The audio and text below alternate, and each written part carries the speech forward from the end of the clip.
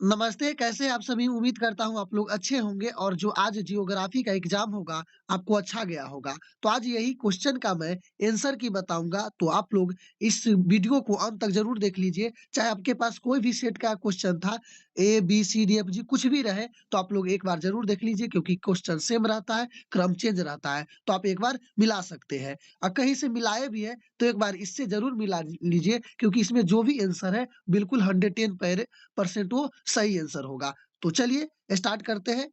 अगर वीडियो पसंद आएगा तो वीडियो के लाइक और नए हैं तो चैनल को सब्सक्राइब ज़रूर कीजिएगा। तो देखिए जो फर्स्ट क्वेश्चन था, निम्न में से कौन आर्थिक भूगोल का उपक्षेत्र नहीं है? देखिए थोड़ा नेटवर्क नहीं रहने की वजह से लेट हो गया है अपलोड करने में वीडियो, तो प्लीज़ आप लोग एक बार मिला लीजिए।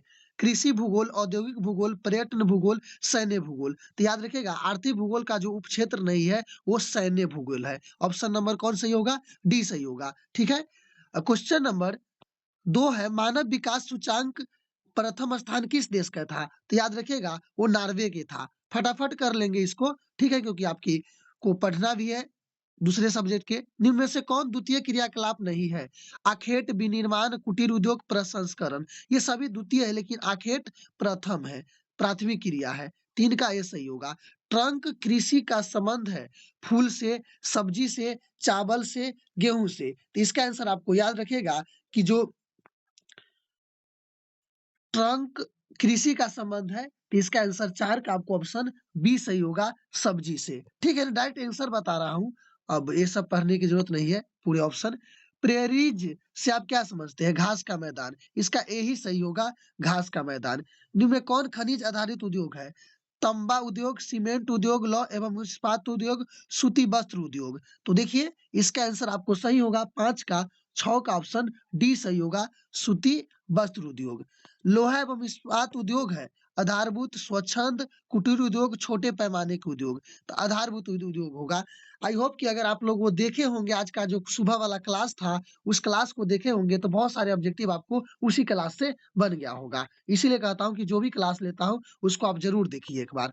पोर्ट सईद कहाँ है? मोरक्को में, मिस्र में, पुर्तगाल में, अल्जीरिया में। तो 8 के आपको ऑप्शन सही होगा बी, मिस्र में। पूरे ऑप्शन नहीं पढ़ रहा हूँ, लेट हो जाएगा। अब पढ़ बेकार पढ़ रहा हूँ। निम्नलिखित में कौन ऑस्ट्रेलिया की राजधानी है? Sydney, Canberra, Perth, Canberra. हर बार पढ़िए देता हूँ कोई ऑप्शन सारा। ग्रेट लेक्स जलमार्ग किस महादेश से संबंधित है? तो 10 के आपको ऑप्शन सही होगा, ऑप्शन नंबर डी, उत्तरी अमेरिका। क्वेश्चन नंबर 11 है, निम्न में से कौन एक नगरीय समस्या है? वायु प्रदूषण, पेयजल, इनमें से सभी होगा, ठीक है?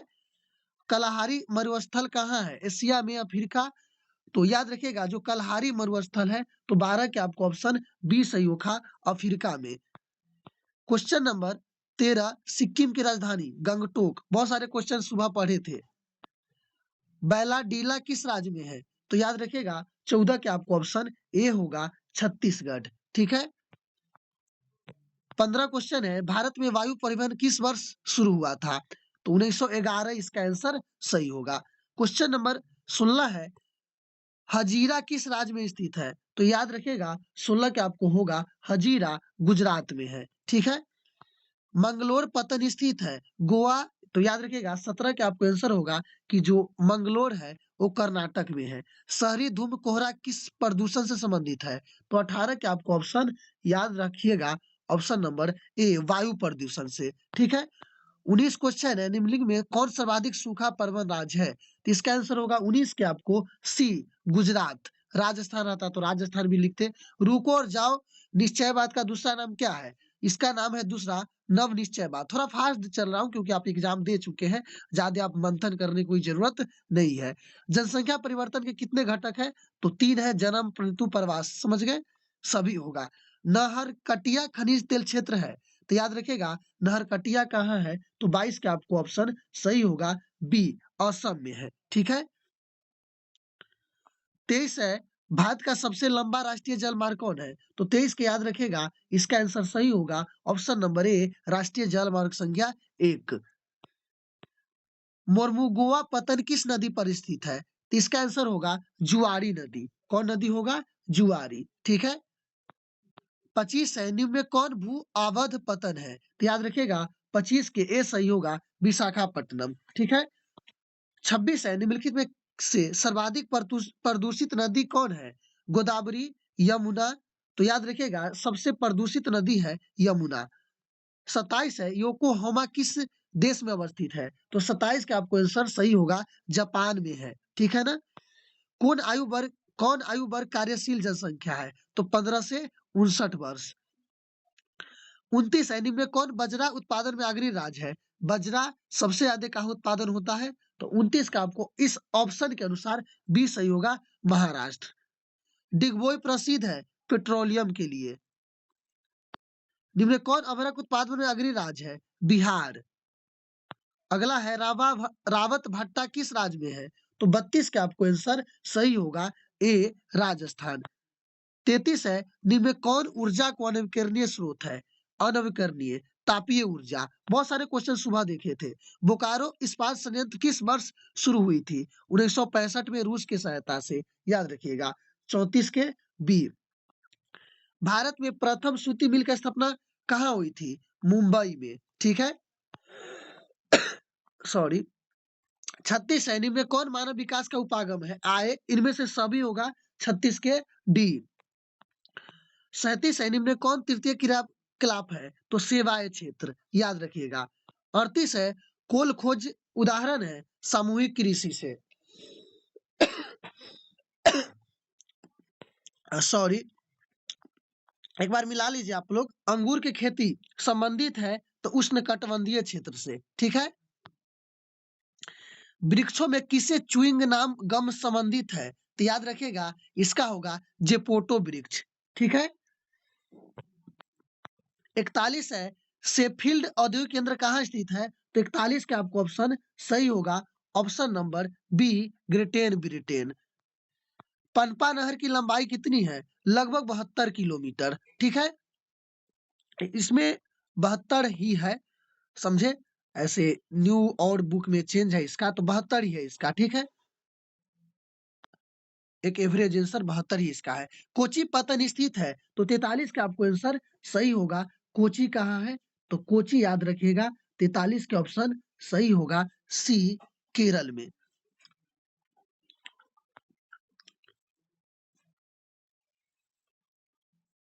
2011 के जनगणना के अनुसार भारत की जनसंख्या थी, तो आपको चाहो याद होना चाहिए 121 करोड़। 45 है, 2011 में भारत की सब क्वेश्चन सुबह देखे थे, बहुत सारे क्वेश्चन चल गया जो सुबह देखे थे। 2011 में भारतीय नगरीय जनसंख्या थी 31.16। जिब्राल्टर का संबंध है समुद्री मार्ग से।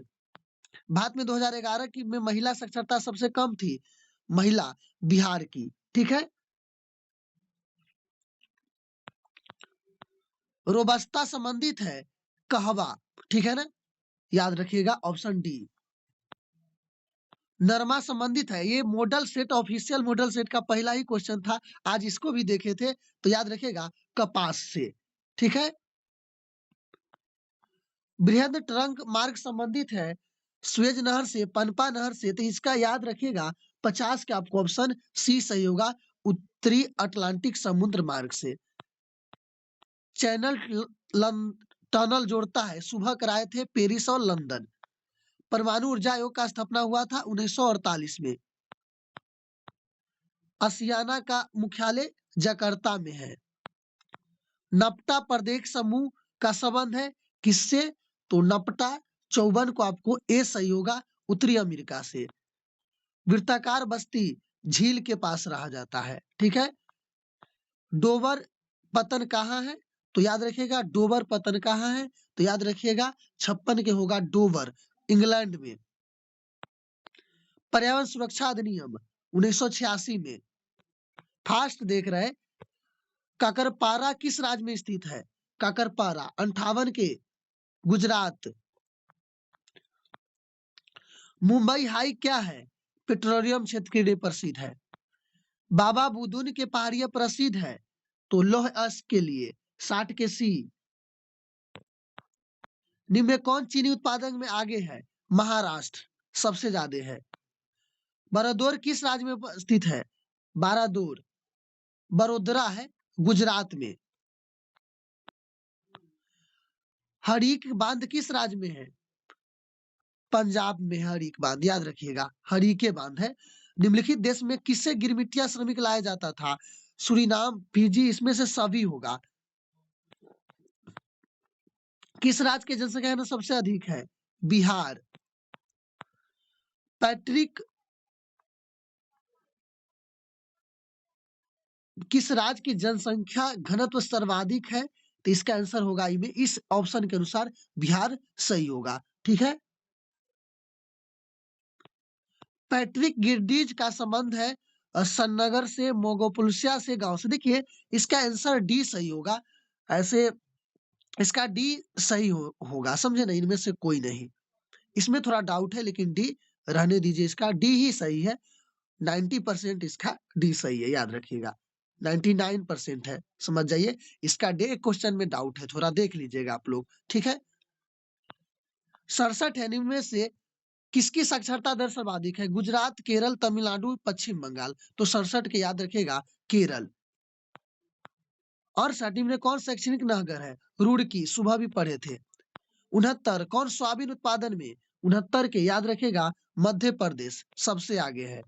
चाय उत्पादन में असम सबसे आगे है। तो अब हमें कमेंट करके आप बता दीजिए कि आउट ऑफ 35 क्वेश्चन में आपको कितना क्वेश्चन सही हुआ। मुझे उम्मीद है कि आप लोग अच्छे से अच्छे अंक लाए होंगे इसमें। तब तक के लिए चलिए, आपको इस वीडियो को देखने के लिए बहुत बहुत धन्यवाद। जय हिंद, जय भारत।